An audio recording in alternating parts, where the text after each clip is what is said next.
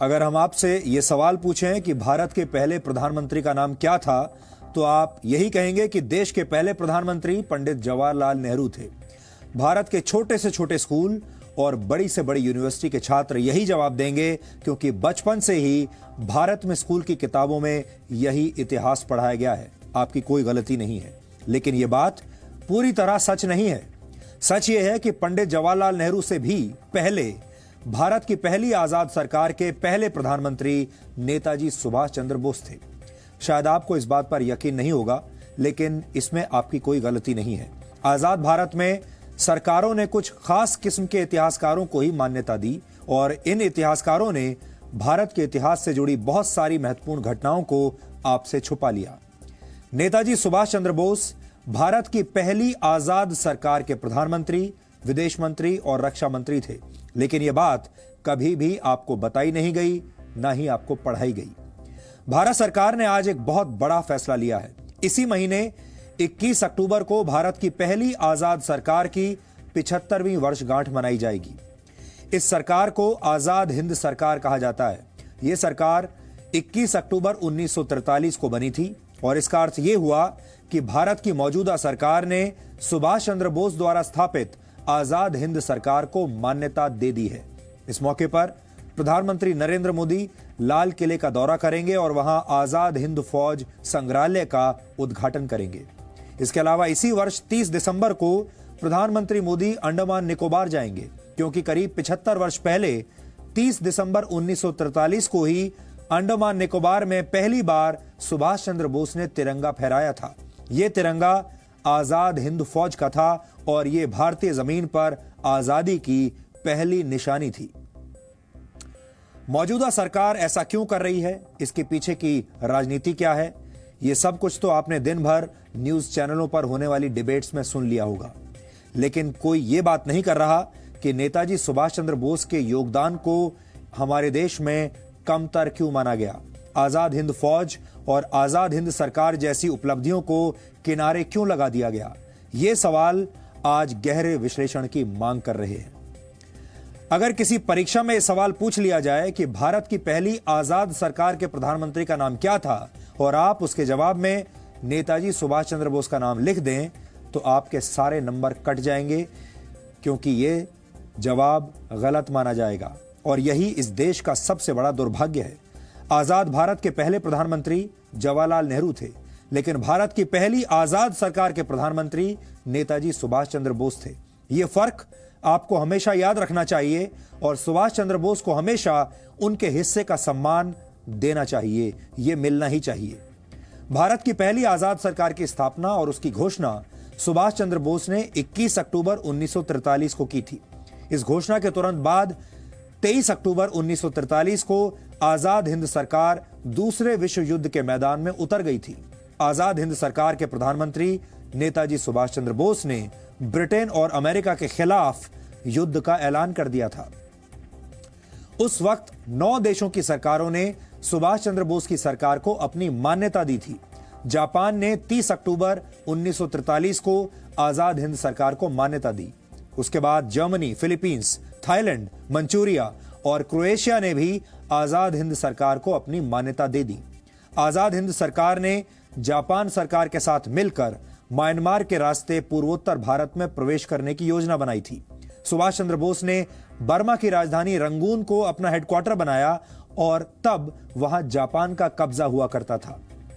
18 मार्च 1944 को सुभाष चंद्र बोस की आजाद हिंद फौज ने भारत की धरती पर कदम रखा था, और उस जगह को अब नागालैंड की राजधानी कोहिमा के नाम से जाना जाता है।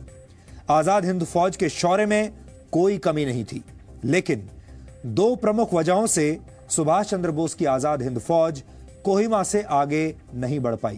पहली वजह यह थी कि यह युद्ध जंगलों में लड़ा जा रहा था, और तब जुलाई का महीना था, और भारी बारिश की वजह से सेना का आगे बढ़ना मुश्किल था। और दूसरी बड़ी वजह यह थी कि आजाद हिंद फौज के पास एयर सपोर्ट नहीं था। ब्रिटिश सेना के पास लड़ाकू विमान थे, जिनके सामने आजाद हिंद फौज के सैनिक मजबूर हो गए।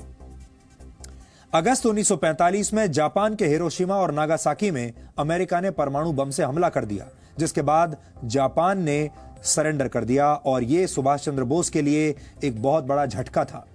अमेरिका और ब्रिटेन ने दूसरा विश्व युद्ध जीत लिया, लेकिन नेताजी सुभाष चंद्र बोस ने हिम्मत तब भी नहीं हारी। नेताजी आजादी के नए मिशन पर निकले थे, लेकिन यह कहा जाता है कि 18 अगस्त 1945 को ताइवान में हुए एक विमान हादसे में उनकी मृत्यु हो गई। हालांकि उनकी मृत्यु आज भी एक रहस्य है। भारत की पहली आजाद सरकार के पहले प्रधानमंत्री नेताजी सुभाष चंद्र बोस इस घटना के बाद इतिहास के पन्नों में कहीं खो गए। यहां आजाद हिंद सरकार के बारे में भी आपको कुछ बातें जरूर जाननी चाहिए। सुभाष चंद्र बोस आजाद हिंद सरकार के पहले प्रधानमंत्री, रक्षा मंत्री और विदेश मंत्री थे। Lieutenant colonel AC Chatterjee Azad Hind सरकार के वित्त मंत्री थे। SA अय्यर आजाद हिंद सरकार के प्रचार मंत्री थे।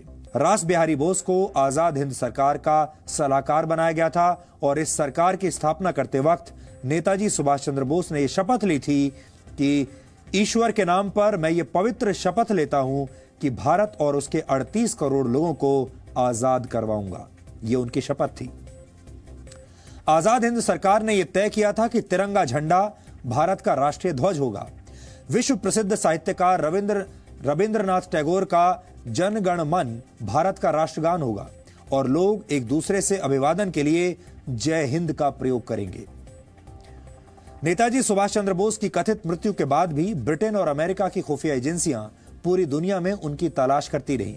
यह वो दौर था जब अहिंसा के पुजारियों पर लाठियां बरसाना अंग्रेजों का बहुत प्रिय शौक था, लेकिन सुभाष चंद्र बोस ने खून का बदला खून से लेने की नीति पर काम किया। यह सुभाष चंद्र बोस द्वारा छेड़ा गया रक्त रंजित संग्राम था, जिसमें अंग्रेजों की सेना के 45,000 से ज्यादा सैनिकों की मौत हुई थी। बर्मा की जंग में अंग्रेजों की सेना सुभाष चंद्र बोस के चक्रव्यूह में इस तरह फंसी कि ब्रिटिश सेना के 10,000 से ज्यादा सैनिक बीमारियों का शिकार हो गए थे। इस लड़ाई में अमेरिका की सेना के भी 3,000 से ज्यादा सैनिकों की मौत हुई थी और यही वजह है कि ब्रिटेन और अमेरिका की खुफिया एजेंसियां मिलकर सुभाष चंद्र बोस को किसी भी तरह से ढूंढकर सजा देना चाहती थी। अंग्रेजों ने उन पर हजारों अंग्रेज सैनिकों की हत्या के आरोप लगाए, लेकिन ये आरोप सुभाष चंद्र बोस के लिए किसी मेडल से कम नहीं थे। भारत में लाखों लोगों की हत्या करने वाले अंग्रेजों को सुभाष चंद्र बोस ने यह बता दिया था कि अहिंसा और शांति भारत की कमजोरी नहीं, भारत को हथियारों से जवाब देना भी उतना ही अच्छी तरीके से आता है।